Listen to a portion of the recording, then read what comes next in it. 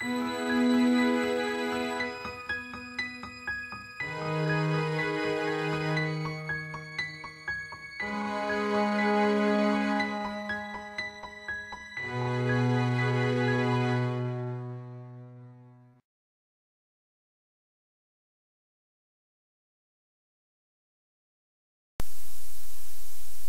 is Q on behalf of Mixherbs.com.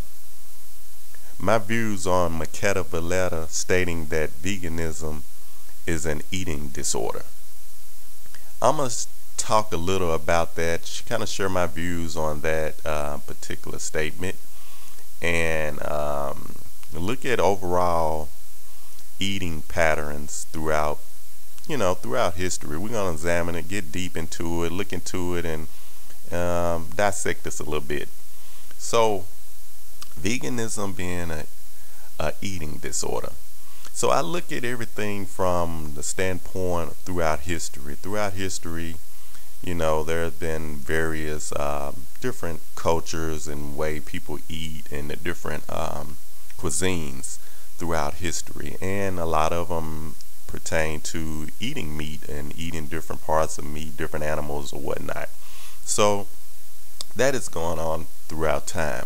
So I would agree some of the things like with the veganism thing, this is kind of new concept in sense of eliminating all meats from your diet or whatnot.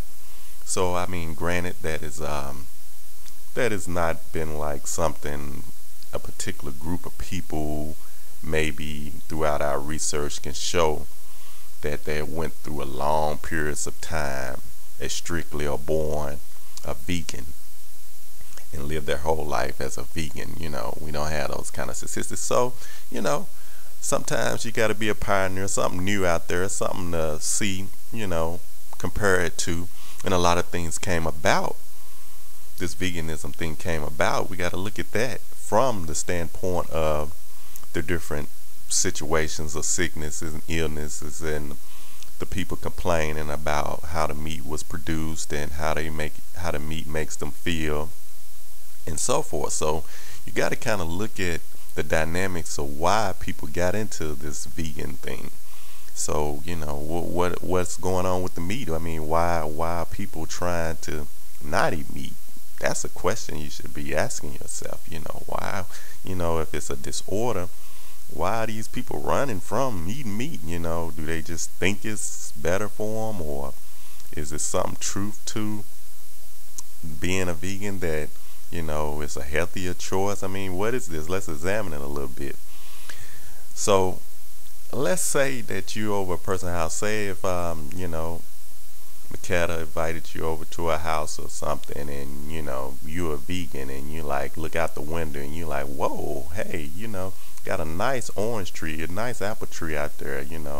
You might grab your apple, grab your orange out the tree, and you start eating. You're like, this fruit is good. But let's say that you invite her over your house, and she eats meat or whatnot, and you got a pet pig or something, called Snoopy the pig. And you're real cool with your pig and everything, and this person like, whoa, nice pig, and that person in the back of their mind, they eat meat. You don't know, this person might be like, woo, Snoopy the pig looks good over there, and I'm bringing this up to say, which one seems to be a disorder. The person that goes wanting to grab a apple off the tree or orange off the tree, or that person looking at your pig and maybe wanting to fry it. So we got to examine that about disorders and everything, and look at that as just an example. So moving on from that aspect, with the vegans now, with this new type of experiment that they're doing by eating fruit, vegetables, nuts, and staying away from animal products. So let's say that a vegan goes 10 years being a vegan, 20 years, 30 years, or whatever they go. I mean, these particular vegans, some of them are experiencing great health. over a period of time, and some may not, because it is a learning experience. It's something that you're researching and studying. It's sort of new, so you got to get into the swing of things, in a sense, and learn about this vegan thing. So we can't say all vegans are healthy and all vegans are not healthy. We can't say that, because everybody is on their own path in that standpoint. So with the meat eaters, you can say that most vegans now have been meat eaters at one time. They have a meat, but sometimes you can't say that these meat eaters has actually been vegans before. So we looking at vegans that had both worlds. They done ate meat and they stopped, and now they not. So they kind of looking at it from a different perspective here. They comparing how they were at one point when they was eating meat versus how they are now not eating meat. So we got to examine that too, and a lot of people are getting great results from that. So, and then when you look at the dynamics of human beings, and you look at the intestinal tract, and you look at just different makeups with the teeth and all of that sort that people throw out there, you start to question certain things about it. So, not to say, a lot of the people who bring up about different cultures that have eaten meat over a period of time, that they're real healthy and doing real good, because that's been the tradition throughout history, like somewhere in the Japanese. But see, people in other countries versus America, they tend to eat all different type of animals and all different type of organs from the particular animal, and they prepare it a different way.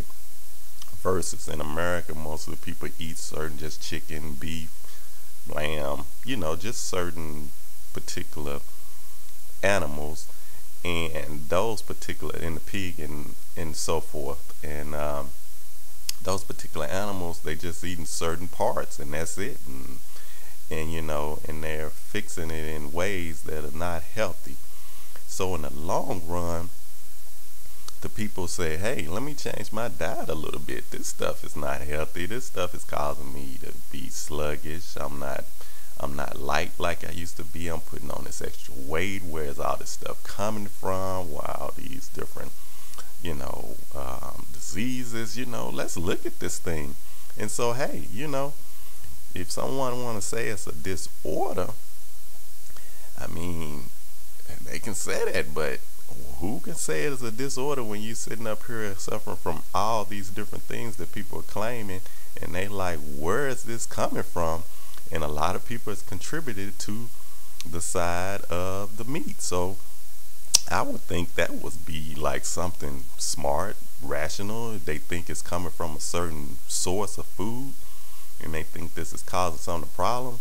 I say, hey, man, stop it. Don't do it. To me, that is something, a person who's thinking and rationally thinking may, want to do. Say, let me stop that. Let me just eliminate that and do this diet. And so it's so many other foods. So all they did was replace other foods with the meat. They substituted maybe beans, lentils, nuts, seeds, all these other foods out here in place of the meat. And a lot of people are getting great results. So that's just my views on the whole thing. It's just something to look at. Diet is a personal thing. You just want to, the whole thing is about being healthy, wanting to do the best for yourself, wanting to, improve on things. So you just want to improve. So a lot of people that just, with the meat thing, they just enjoy eating meat, and you just gotta, be honest with that. You just enjoy it. So, you're doing what you enjoy. But to say that some other diet is a disorder, eating disorder, that's kind of stretching a little bit, because you gotta understand the reason why people are doing what they're doing, the reason why they so-called disorder that she says that is an eating disorder. You got to look at why the people are actually going to this diet that's considered a disorder. That's my views. This is Q. Thank you for listening. Thank you for watching. Peace.